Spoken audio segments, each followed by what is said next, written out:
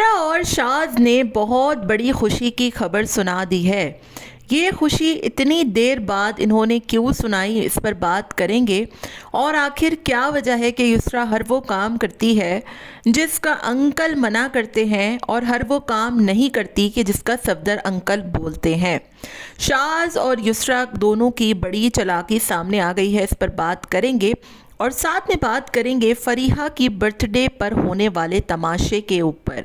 तीनों भाई अपना अपना कंटेंट बनाने के लिए फरीहा के पास पहुंच गए और फोकट की डेकोरेशन को फिर से कंटेंट बना डाला। हेलो जी, अस्सलाम वालेकुम। आई होप कि आप सब बिल्कुल ठीक ठाक होंगे। अल्हम्दुलिल्लाह से मैं भी बिल्कुल ठीक ठाक हूँ। वीडियो स्टार्ट करने से पहले तमाम लोगों से रिक्वेस्ट है, चैनल को सब्सक्राइब कर दें, वीडियो को ज़रूर लाइक कर दें। युसरा मोहतरमा फरमाती थी कि मैं अभी बच्चा छोटा है तो अपना कुकिंग चैनल नहीं चला सकती। आपको याद होगा जब ये लोग घर से जा रहे थे तो सफदर अंकल ने बोला था कि अब शाज और युसरा दोनों ही को काम करने की ज़रूरत पड़ेगी, क्योंकि इन लोगों का लाइफस्टाइल आप देख सकते हैं कि कैसा है। इतने बड़े फ्लैट में रहते हैं, लेविश लाइफस्टाइल, घूमना फिरना, खाना पीना, गाड़ियाँ, ये वो, ग्रोसरी लाखों की। तो ये सब कुछ शाह साहब के एक छोटे से चैनल से तो नहीं हो सकता। ऑब्वियसली अब व्यूज़ भी इतने गिरते चले जा रहे हैं इन लोगों के, और सिर्फ इनके नहीं, ओवरऑल जितने भी व्लॉगर्स हैं ना, उनके व्यूज़ काफ़ी डाउन हो चुके हैं। यानी ये व्लॉगिंग का जो ट्रेंड है अब बहुत पुराना हो गया है और अब इतना ज़्यादा लोग इसको इतना कोई ख़ास पसंद नहीं करते जितना पहले एक बर्थडे पर भी मिलियन मिलियन व्यूज़ आ जाते थे। तो एक शाज़ के कमाने से तो घर नहीं चल सकता ऑब्वियसली। तो अंकल जी को पहले ही इस बात का अंदाज़ा था, तो अंकल ने कहा था युसरा से कि तुम भी अपना कुकिंग चैनल स्टार्ट कर दो। वो कुकिंग चैनल बहुत अच्छा चल रहा था और शुरू में ही उसके अच्छे खासे सब्सक्राइबर्स, व्यूज़ हो गए थे, मिलियन भी तक पहुंची थी इसकी व्यूज़। लेकिन वो चैनल युसरा मैडम बंद करके बैठ गई हैं। अब रोज़ कुकिंग तो कर रही होती हैं वो, और शाज़ अपने ही चैनल पे वो वीडियोस बेचारा लगा रहा होता है, क्योंकि शाज़ की भी दिली ख्वाहिश है कि युसरा अपना कुकिंग चैनल ओपन करे। लेकिन युसरा भी बिल्कुल शाज़ जैसी है, उसके अंदर भी बहुत एटीट्यूड है और अलग होने के बाद तो उसका एक अलग ही रूप जो है वो हमने देखा है, और जिस तरीके से वो बात कर रही होती है। अब बीच में शुशा छोड़ा गया कि मैं तो भाई अपने बच्चे में मसरूफ़ हूँ और बच्चे का टाइम है, अभी मैं ये सब नहीं कर सकती, मेरा सारा टाइम बच्चे के लिए है, ये वक्त दोबारा नहीं आएगा।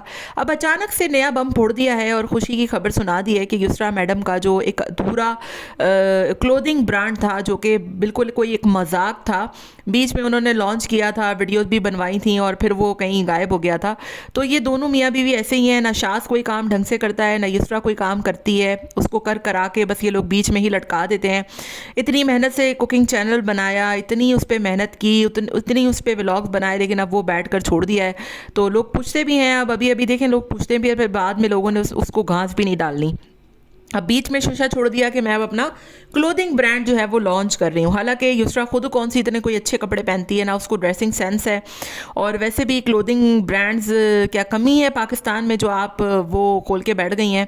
और बीच में भी आपने वो खोला था, उसकी एडवर्टाइजमेंट आई थी और वो गायब हो गया था एकदम से।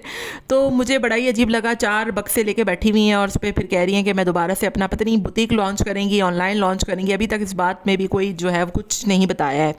तो बस मास्क की देखा देखी है सारी। माँ साहब ने अपना परफ्यूम का ब्रांड लॉन्च किया है, तो इनको भी सूझा है कि अपना कोई बिजनेस करें। एक घर तो इनसे डेकोरेट हो नहीं पाया आज तक, 4 माह हो गए हैं और कुछ ठिकाना नहीं है। मुझे इतना गुस्सा आया शाह साहब की आज की वीडियो में, जिसमें वो जब्बार भाई पे चीख रहे कि टीवी टेढ़ा लग गया है। तो क्या तुम एक कील ठोक के टीवी भी सीधा नहीं कर सकते हो? इतने तुम निकम्मे हो। मुझे इतना गुस्सा आता है सफदर अंकल को देखकर। लगता नहीं है कि सफदर अंकल तो माशाल्लाह से हर चीज़ में परफेक्ट हैं, कपड़े लेने हो, कहीं जाना हो, कोई काम करना हो, खुद जो है वो बहुत अच्छा काम करते हैं। मैंने यही सुना है कि उनका ग्लास वगैरह का काम है, बिल्डिंग्स वगैरह का। तो वो इतना सब कुछ होते हुए भी क्या उन्होंने अपने बच्चों को एक की, बहरहाल वो तो नहीं सिखा सकते ऑब्वियसली, लेकिन बच्चों को थोड़ा बहुत तो आना चाहिए। और ये इलेक्ट्रिशियन के काम, ये टीवी सही करना, प्लगिंग करना, ये सारे काम तो मर्दों के होते हैं, वो कर ही लेते हैं थोड़े बहुत। लेकिन ये इतना हडराम है, कल भी टीवी उठाते हुए भी ये जब्बार भाई इतने बूढ़े हैं, वो टीवी उठा के ला रहे, एक दराज भी उठानी होती है तो ये नौकरों से उठवाते हैं। मतलब इतने ये लोग आराम पसंद है। ज़रा सोचें, ये व्लॉगिंग ना हो तो ये लोग क्या करेंगे। फिर आज टीवी टेढ़ा लग गया तो शाह साहब को इतनी तौफीक नहीं हुई कि चलो यार मैं खुद ही सही कर देता हूँ, बजाय उस पर वो जब्बार भाई पे चीख रहा है कि टेढ़ा लग गया, ऐसा हो गया, वैसा हो गया। तो मुझे बड़ा गुस्सा आया। और अब ज़रा आप सोचिए कि आपको लगता है कि ये अपना जो एक घर ना बना पाए 4 महीने के अंदर, घर का कोई सेटअप ना हो पाया, सत्यानाश हो गया हो घर का। मतलब किचन की टेबल्स अलग, बाहर की टेबल अलग, कोई ठिकाना नहीं है। उस बंदे से आप एक्सपेक्ट कर सकते हैं कि वो अपना क्लोथिंग ब्रांड लॉन्च करेंगे, जिन्होंने अपना अच्छा खासा चलता फिरता चैनल छोड़ दिया क्योंकि सिर्फ अंकल ने बोला दोबारा कंटिन्यू करना है, तो उसमें भी इनको 100 नखरे सूझे। तो कहीं ना कहीं मुझे यही लगता है कि ये खुद भी इतने टेढ़े हैं, इनको किसी चीज़ की कोई सेंस नहीं है कि यार क्या चीज़ कैसे करनी है और क्या चीज़ किस तरीके से होनी चाहिए, और अजीब व गरीब हरकतें इनकी हो रही होती हैं। फ़रिया की बर्थडे पे बात करते हैं। हैप्पी बर्थडे फ़रीहा, बहुत बहुत सालगिरह मुबारक हो। माशाल्लाह से फ़रीहा जो है वो इतनी सी आई थी और अब इतनी बड़ी हो गई हैं, और देखते ही देखते बड़ी प्यारी बड़ी खूबसूरत है माशाल्लाह से। तो मुझे ये समझ में नहीं आता, एक तो पित्ताबाजी को इतना छुपा के रखा हुआ है, तो अब फ़रिया भी माशाल्लाह से जवान हो गई हैं, तो उसको क्यों नहीं छुपा के रखते, उसको तो आप लोगों ने कंटेंट बना के रख दिया है। और ये बर्थडे मैं तंग आ गई हूँ उन लोगों के, ये जो 4 गुब्बारे लगा कर ये घर में जो सेटअप बना देते हैं ना, ये सिर्फ प्रमोशंस के नाम पर ये लोगों के पास जाते हैं, भाई हमें प्रोमोट दें, हमें जो है वो पीआर दें, और हमारी ये बर्थडे 4 फुग्गे लगा कर केक किसी से ऑर्डर करवा लिया। आप जाकर इंस्टाग्राम पर देखें तो आपको अंदाज़ा होगा कि केक किसी का है, बर्थडे बैलून्स किसी के हैं, डेकोरेशन किसी की है, इनका 1 रुपया भी खुद का नहीं लगता, और बैठे बैठे इनके जो है वो कंटेंट और व्लॉग भी निकल जाते हैं। जहर लग रहा था मुझे आज का भी सेटअप, मतलब समझ में नहीं आता, 4 फुग्गे लगा के आप घर में ये क्या तमाशा लगाया हुआ है आप लोगों ने। बर्थडे ना हो गई, तमाशा होके रह गया है। कहीं बाहर जाए कोई बंदा, कुछ अच्छा ढंग का कंटेंट दिखाए। इंतहा के फजूल व्लॉग्स, इंतहा के बोरिंग व्लॉग्स, और वही घिसी पिटे 4 बैलून और उस पर जो है वो केक।